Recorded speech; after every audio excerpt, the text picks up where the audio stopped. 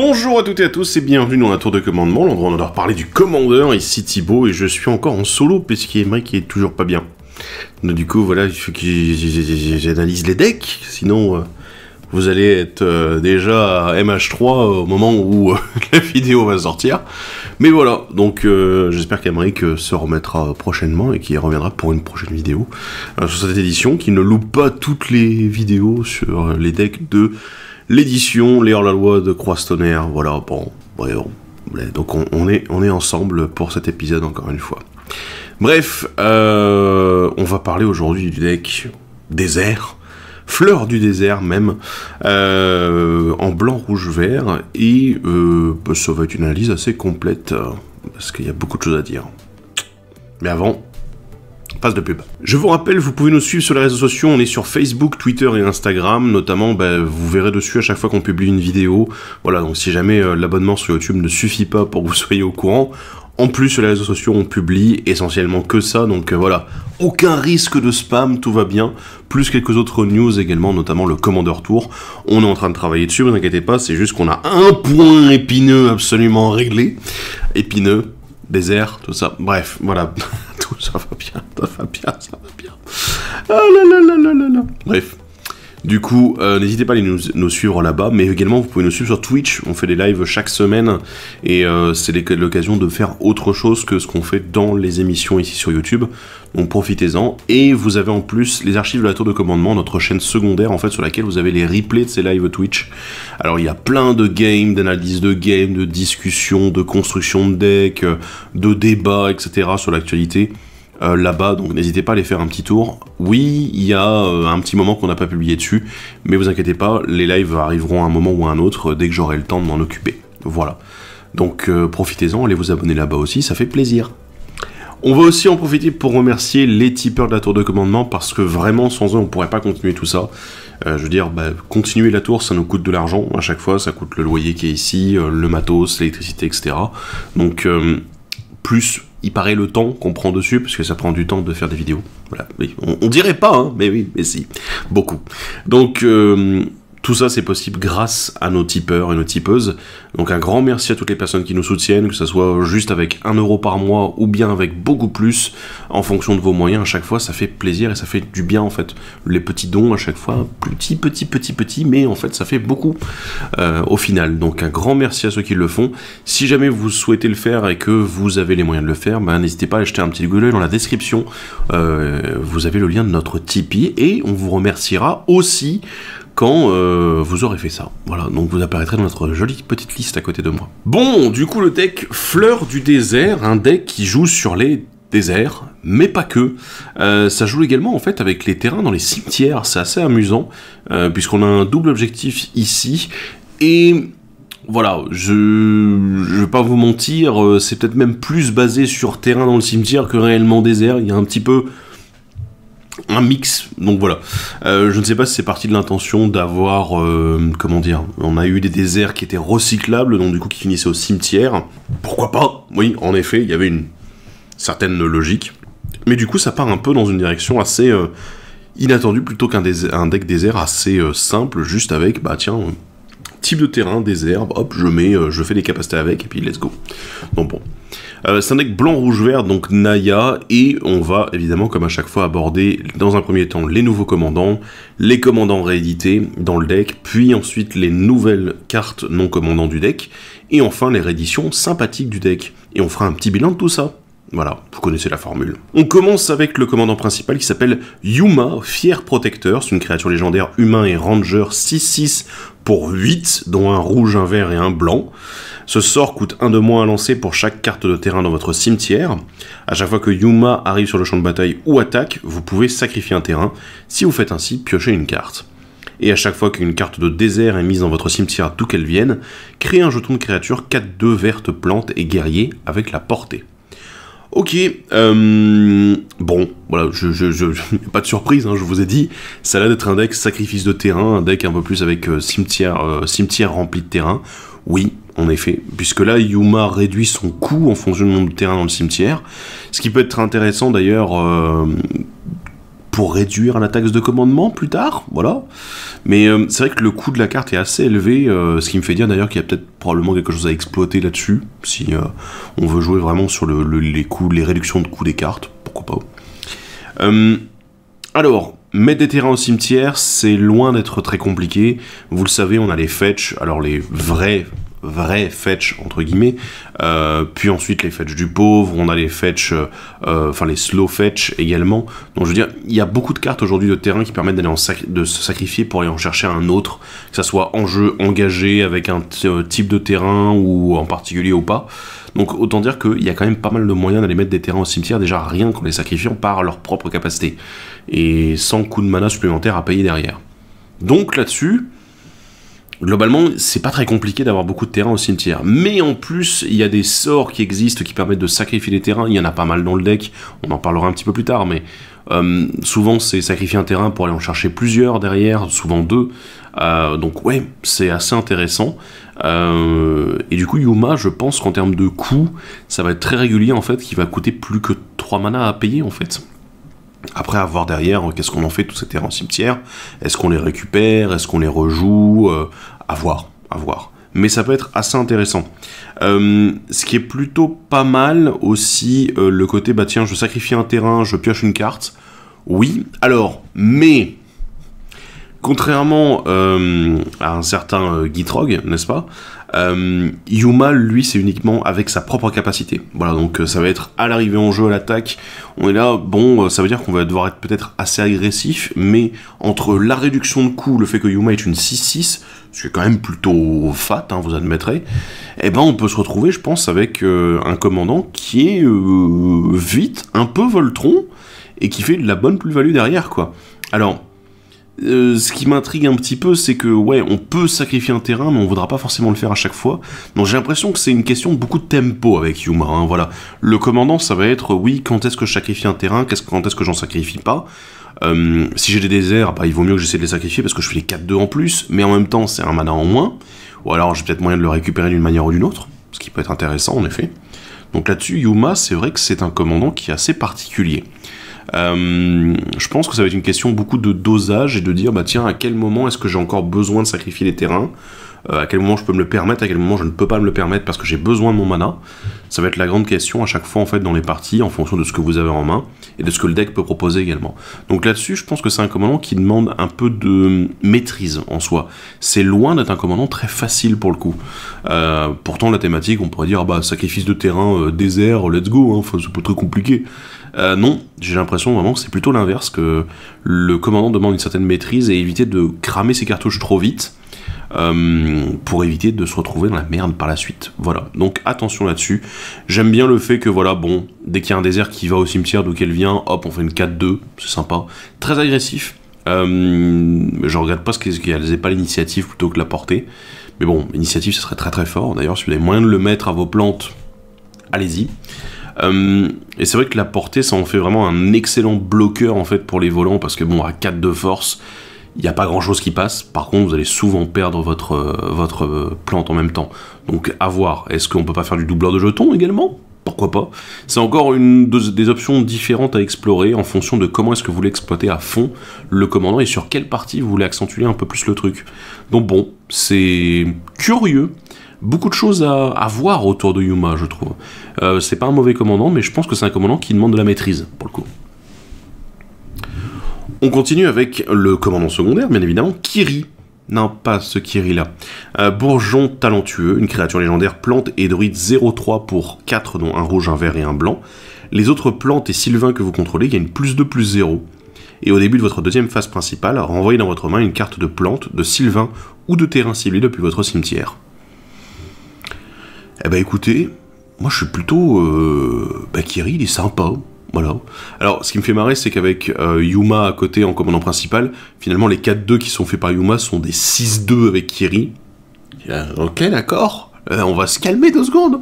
Non, Kiri est pas mal, et c'est quelque chose de très agressif. Ce qui me fait marrer, c'est que les Sylvains, souvent, étaient des créatures qui n'avaient pas beaucoup de force, des fois même qui préféraient taper avec leur endurance plutôt que leur force. Donc c'est assez amusant de voir ce côté où on peut les booster. Voilà, c'est un peu amusant. Le tribal plant, ça existe. Alors, il n'y a pas de réel tribal plantes. C'est juste qu'aujourd'hui on a tellement de plantes qui existent, qui sont utiles, des jetons plantes qui sont créés un peu à droite à gauche via des planeswalkers, via des capacités, etc. que envisager un tribal plante, eh ben c'est loin d'être con. Voilà. Donc après ça va être très orienté autour du vert bien sûr, mais on retourne au niveau de la deuxième capacité, donc la capacité déclenchée de Kiri, on retourne un petit peu sur le côté, ah bah tiens mais en fait vous avez possibilité de jouer justement avec les cimetières et de jouer avec le côté sacrifice de terrain. Voilà, on sacrifie un terrain, donc du coup on peut le récupérer ensuite. Du coup avec les fetch, ça peut être assez intéressant encore une fois, je reviens dessus. C'est vrai que voilà, bon je sais que c'est pas dans le budget de tout le monde, mais bon, Modern Horizon 3 arrive bientôt, voilà, profitez-en. Mais c'est vrai que c'est assez intéressant et ça peut bien fonctionner en fait là-dessus. Donc peut-être que ça peut... Ouais, ça peut être assez efficace là-dessus. Après moi ce que je regrette c'est que il coûte relativement cher pour une 0.3.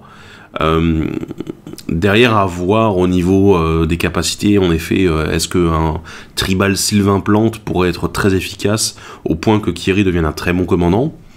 C'est à explorer là-dessus. Donc bon, j'avoue que je suis assez dubitatif, mais intrigué positivement. Parlons maintenant des commandants réédités dans le deck. Il y en a un qui peut être à la tête du deck à la place du commandant, et je pense que certains vont le tenter, hein, c'est Azezon, modeleur de sable, qui revient du coup des Dominaria Legends Retold qu'il y avait eu dans Dominaria Uni. J'avoue que bah oui, c'était un deck désert, donc il fallait Azezon, s'il n'avait pas été dedans, ça aurait été n'importe quoi. Donc le côté jouer avec les déserts depuis le cimetière, Azezon il est complètement là-dedans en fait. Pareil sur l'arrivée en jeu des cimetières, des déserts, donc on va créer en plus des bodies supplémentaires. C'est un bon commandant, et en fait, c'est con, mais il lui manquait des déserts, en plus.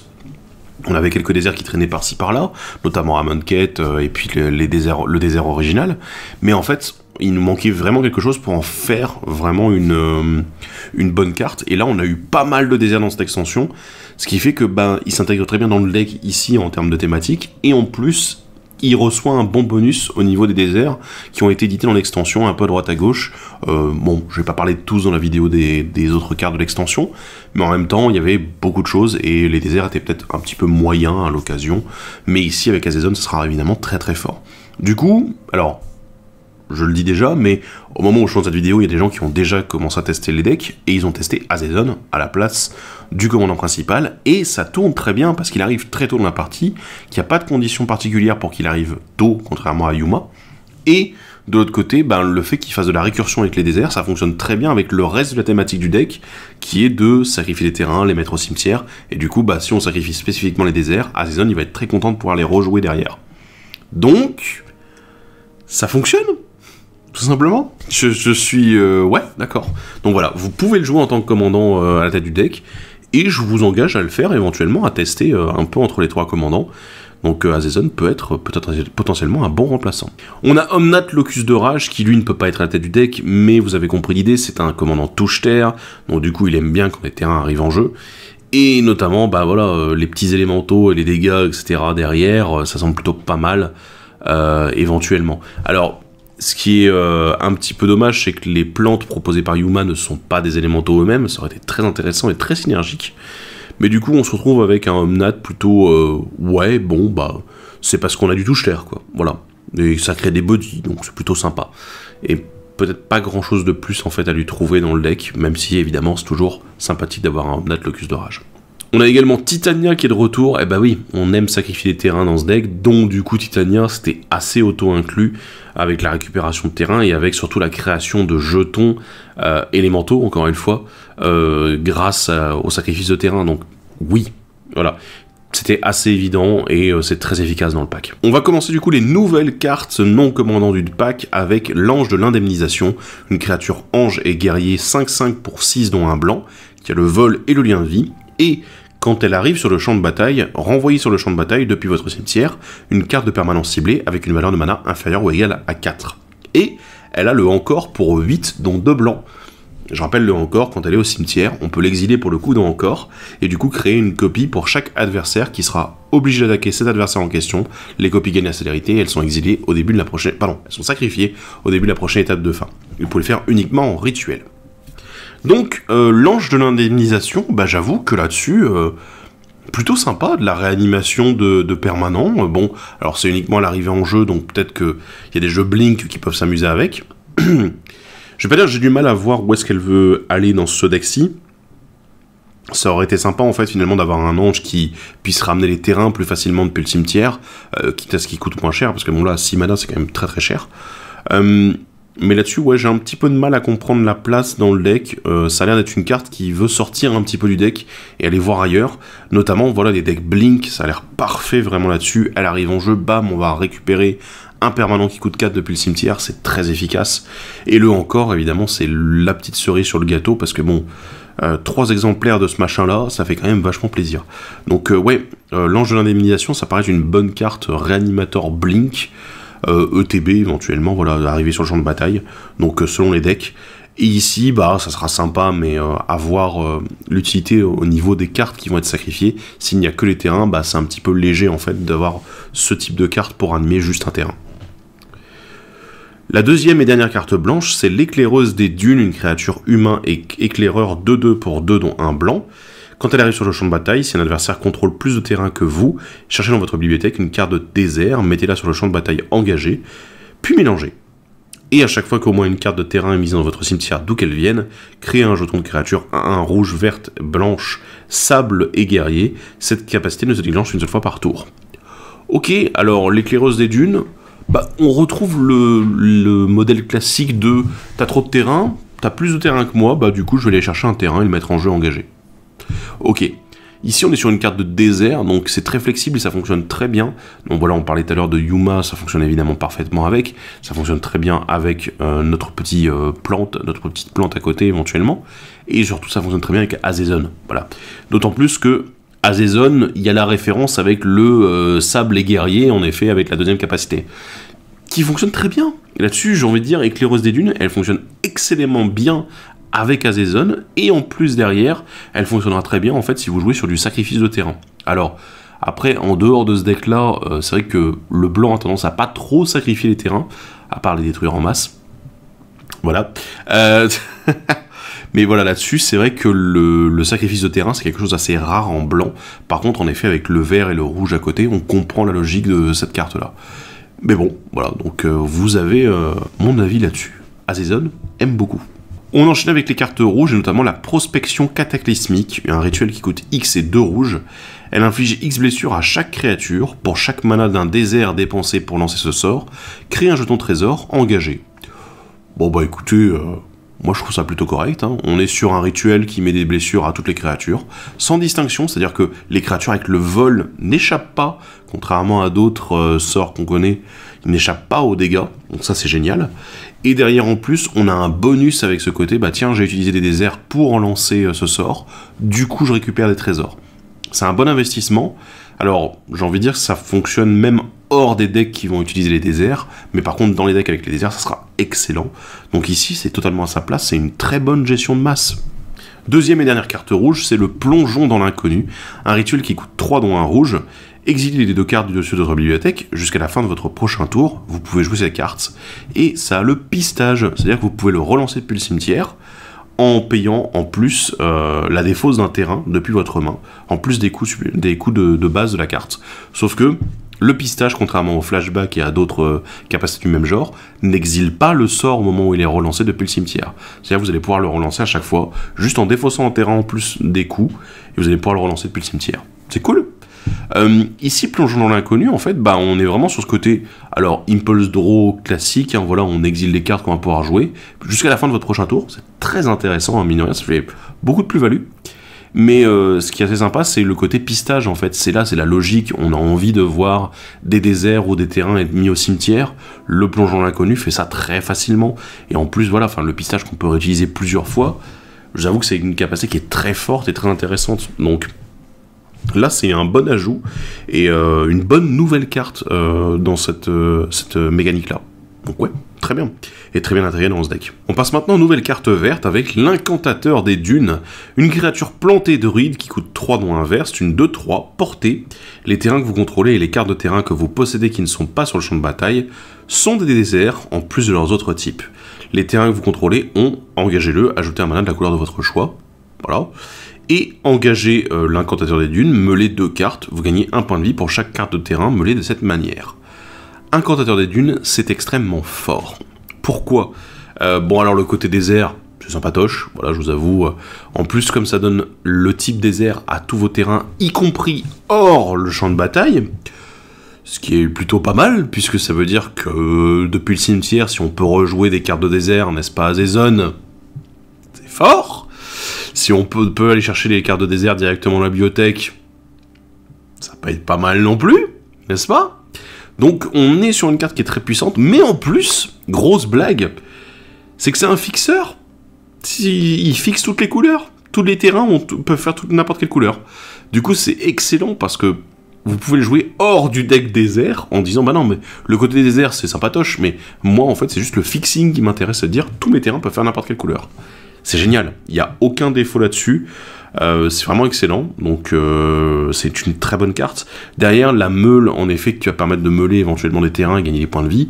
Pourquoi pas, en effet, si on veut remplir le cimetière, j'imagine que même hors du côté, sacrifice de terrain, on va avoir envie, dans des decks auto-meul, de dire, bah tiens, je vais jouer l'incantateur des dunes, ça fixe mon mana, et en plus, ça me permet de me meuler de 2 cartes, juste en l'engageant. C'est fort. Donc par exemple des decks comme Muldrota qui aiment beaucoup justement éventuellement auto-meuler, l'incantateur des dunes il est parfait là-dessus. Donc waouh, c'est pas une grosse carte pour le jeu désert, c'est une grosse carte tout court en fait. Waouh. On continue avec l'Amarante Rugissante, une nouvelle créature plante et élémentale 8/8 pour 11 dans un vert. Ce sort coûte 1 de moins à lancer pour chaque carte de terrain dans votre cimetière. Vigilance, portée et piétinement, et quand elle arrive sur le champ de bataille, les autres créatures que vous contrôlez gagnent +3/+3 et acquièrent le piétinement jusqu'à la fin du tour. Alors le +3/+3 piétinement, ça rappelle en effet certaines cartes déjà existantes, notamment le Overrun. Je vous avoue que Amarante Rugissante, hors d'un deck qui joue vraiment sur le sacrifice de terrain, vous allez peut-être passer à côté. Parce que bon, le +3/+3, il est un peu alléchant, voilà, on a envie de dire, ouais attends, +3/+3 piétinement, waouh, c'est un mini cratère ouf et tout. Ouais, le Behemoth Caverne de Cratère, quand même, il peut jouer dans beaucoup de decks, mais l'Amarante Rugissante, c'est pas le cas. C'est pas le cas du tout. Par contre, en effet, si vous jouez des decks qui ont tendance à mettre beaucoup de terrain au cimetière d'une manière ou d'une autre, et qui ont moyen de créer beaucoup de body, voilà, d'avoir des créatures un petit peu à droite à gauche, l'Amarante Rugissante, ça rentre dans ce type de deck. Mais, du coup, c'est presque une niche en soi, puisque je pense à certains decks qui ont tendance à vouloir s'auto-meuler, ils ont tendance à pas avoir forcément beaucoup de créatures sur le champ de bataille, à part quelques exceptions bien sûr. Mais voilà, du coup j'ai l'impression que c'est une carte qui est très designée pour ce deck-ci, à moins de commencer à la regarder par exemple du côté de Seigneur Vent des Vertus, le Planeswalker, et dire bah tiens ouais lui aussi il aime bien mettre des terrains au cimetière. Pourquoi pas? Pourquoi pas? La dernière carte du vert, c'est la Recroissance Vengeresse, un rituel qui coûte 6 dont 2 verts, renvoyé sur le champ de bataille, engagé jusqu'à 3 cartes de terrain ciblées depuis votre cimetière, créez autant de jetons créatures, 4/2 vertes, plantes et guerriers avec la portée. Et ça a le flashback pour 8 mana dans 2 verts. Oui, pourquoi pas? J'ai envie de dire, le fait de récupérer 3 terrains, d'accord, les jetons derrière, ok, c'est pas mal, hein, je veux dire, mine de rien, créer 3-4-2 plus avoir 3 terrains, pour 6 mana, c'est relativement rentable, mais est-ce que c'est ce qu'on a envie de faire dans le deck? Un peu, mais pour ce coup de mana-là, je trouve que c'est un peu... ça fait un peu pétard mouillé, je sais pas pour vous, mais voilà, moi j'ai ce ressenti-là. Le flashback derrière est quand même relativement cher. Du coup, même si on est en vert, je sais pas si j'aurais envie de dépenser mon mana comme ça, en fait, pour ce genre d'effet. Donc, mi-figue, mi-raisin sur celui-ci, à voir. Et enfin, la dernière carte exclusive du deck, c'est la réserve naturelle de Cactus, qui est un terrain désert. Bah ouais, c'est surprenant. Il arrive sur le champ de bataille engagé, vous pouvez l'engager pour ajouter un mana de n'importe quel type qu'un terrain que vous contrôlez pourrait produire. Et pour 3, jusqu'à la fin du tour, il devient une créature XX vert plante, avec la portée X étant la valeur de mana la plus élevée parmi vos commandants. C'est toujours un terrain. Alors la réserve naturelle de Cactus, moi ça me rappelle quelque chose. Ça me rappelle Bassin Réfléchissant, que j'aime beaucoup personnellement. Et réserve naturelle de Cactus, c'est un bassin réfléchissant qui est un désert en même temps. Ce qui est cool, je veux dire... Là-dessus, il n'y a pas trop à se poser de questions, c'est une bonne carte. Alors, elle arrive engagée. En même temps, voilà, les déserts, c'est souvent le cas, hein, c'est pas... on peut pas tout faire non plus. Mais ce que j'apprécie beaucoup, c'est la synergie entre la réserve naturelle de Cactus et le commandant. puisque bah, Yuma coûte 8, et pour 3, en fait, la réserve naturelle peut devenir une 8-8. Ouais, c'est pas mal, c'est bien une 8-8, donc on va apprécier ça à sa juste valeur, quoi. Donc si vous avez éventuellement d'autres commandants qui pourraient avoir des gros coups de mana éventuellement réduits, hein, je pense à Dargo, je pense également à Eris du deck précédent qu'on a vu justement sur le deck rapide de la gâchette, bah, ce type de commandant qui peut réduire son coût très rapidement et qui peut-être va vouloir aggro un petit peu à l'occasion, en effet, réserve naturelle de Cactus, bah ça c'est intéressant, quoi. Donc ouais, est-ce que ça se rentre dans beaucoup de decks? Je pense que ça peut se rentrer dans pas mal de decks, juste en se disant, c'est un bassin réfléchissant qui arrive engagé. Voilà, ça a un petit défaut, mais ça peut être quand même très intéressant dans certains types de jeux, notamment les jeux 3 couleurs et plus. Ça peut être sympa, en effet. Alors, on va parler un petit peu de réédition sympa dans le deck. Alors, vous l'avez vu, il y a pas mal de choses qui jouent sur le sacrifice des terrains déjà dans les nouvelles cartes, mais également dans le deck il y a du touche-terre, et ouais, puisqu'on a des cartes qui vont jouer un petit peu là-dessus. On a la colonie de Scalaire qui est rééditée, on a le Vengeur de Zendikar, dans cette logique-là en mode, bah tiens, on va avoir du touche-terre et réussir à faire un peu plus de body, de présence sur le board. En plus, Vengeur de Zendikar est évidemment très très bon avec le commandant secondaire, avec Kiri, donc là-dessus, c'est assez sympa. On a également la Dragonne Nidifiante qui permet de faire des jetons en plus. Donc ouais, on est dans cette logique de, bah tiens, je vais m'amuser à faire du touche-terre parce que j'ai des terrains que je peux rejouer, que je peux sacrifier, que je peux rejouer, que je peux sacrifier, etc. etc., etc. De l'autre côté, alors je le précise, je me sens un peu obligé de le mettre en avant, c'est le Gardien Vert ancien. Extrêmement fort justement sur tous les effets d'arrivée en jeu de terrain. Et du coup, ce qui me fait dire que bah, c'est un petit peu complexe parce que comment dire, Yuma ne joue pas avec l'arrivée en jeu des terrains, il joue avec le sacrifice, avec le fait que les déserts partent au cimetière. Du coup, c'est un peu dommage en fait. Il est très très bon avec les touches-terre dont je viens de parler, hein, bien sûr.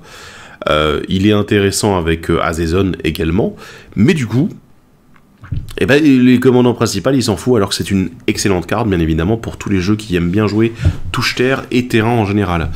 On a également alors deux cartes qui sont très bien pour rejouer depuis le cimetière les terrains. On a la réédition de notre excavatrice de Ramunap, mais également du Behemoth Vivace qui vient de la guerre fratricide. Je suis très content de le voir ici. Donc deux bonnes cartes également pour récupérer du cimetière, mais avant de récupérer du cimetière, le deck nous propose aussi des cartes pour mettre au cimetière des terrains. Je vous ai parlé tout à l'heure du cycle, qui n'est pas vraiment un cycle, enfin, c'est des approximations, des rééditions fonctionnelles, etc. à droite à gauche, de cartes qui permettent de sacrifier des terrains pour ensuite aller en chercher les nouveaux. On a le Druide du Printemps qui est édité dans le deck. Également, on a la Voie Sinueuse qui permet d'en récupérer en plus. On a également le Hersage qui est réédité ici, dans cette logique-là. Donc on a tout ce petit côté, ah bah tiens, on va récupérer des cartes en plus, sacrifier un terrain, récupérer en plus. Également sur le fait de rejouer les terrains du cimetière, je parlais tout à l'heure, on avait parlé de l'ange qui permettait de ranimer des permanents à 4 et moins. Bah, on a également Titan Solaire qui est présent dans le pack, ce qui est assez logique avec ce côté, bah tiens, on veut refaire revenir des terrains depuis le cimetière, c'est assez sympa, ça fonctionne plutôt bien. On a également de la récupération de terrain un petit peu plus en plus grande quantité avec la restauration de Dominaria, voilà, donc assez sympa tout ça de voir là-dessus. En termes de gestion également, je vais vite fait évoquer la Vraz du pack, alors que j'ai un peu du mal à comprendre. C'est le Fondre sur les pêcheurs qui exile toutes les créatures. C'est un peu dommage parce que je vois pas vraiment l'utilité en fait avec le pack là-dessus. Quelques autres cartes qui jouent avec le fait que les terrains partent au cimetière, voire avec les terrains tout court. Le mode Lord de Monde qui aime beaucoup justement déjà mettre des terrains au cimetière et puis ensuite les récupérer en masse. On a également la Sensation Rampante qui fait de l'automeule. Moi j'aime bien la Sensation Rampante. Et puis bon, ça fait pas mal de plus-value en fait avec les jetons qui sont créés autour. Et alors je dois le préciser parce que j'ai pas souvenir de l'avoir vu réédité dans un deck préconstruit à quelque époque que ce soit. C'est l'Oracle de Muldaya qui est réédité. What? Enfin, moi, ça m'a vraiment étonné parce que je crois que c'est la première réédition dans un deck Donc ouais, Oracle de Muldaya qui, pour certains qui ne connaissent pas en effet, c'est une excellente carte justement qui permet de ramp très très rapidement. Et oui, alors avec des défauts, notamment parce que c'est une carte qui date de Zendikar premier du nom, voilà, des défauts de l'époque, qu'aujourd'hui on n'accepterait plus vraiment en fait dans des nouvelles cartes. Mais honnêtement, c'est une excellente carte, ça fait plaisir de l'avoir réédité ici. Faisons un petit peu l'analyse du deck Fleur du désert. Eh ben... il y a du pour, il y a du contre. c'est le mi-figue mi-raisin. Mais en gros, de ce que je vois, c'est que le deck propose pas mal de choses qui sont assez synergiques. On a ce côté, on va sacrifier des terrains, les mettre au cimetière, récupérer, rejouer, etc. à droite à gauche. On a du touche-terre, on a des trucs qui trigger quand on a, enfin qui se déclenchent quand les terrains vont au cimetière d'une manière ou d'une autre. C'est assez sympa, ça crée un peu de board, et voilà, il y a plein de choses à faire. Mais en fait, j'ai l'impression que le deck va dans tellement de directions en même temps, dans ce mode-là, en disant, ouais, mais en fait, on est juste, ouais, les terrains, on fait des trucs avec. C'est un peu trop large, en fait, pour que réellement, le deck ait une direction très assumée. Et là-dessus, c'est... alors oui, évidemment, on a pas mal de déserts, on peut s'amuser, on a quasiment tous les déserts existants qui sont là-dedans, même les très bons déserts qui sont là.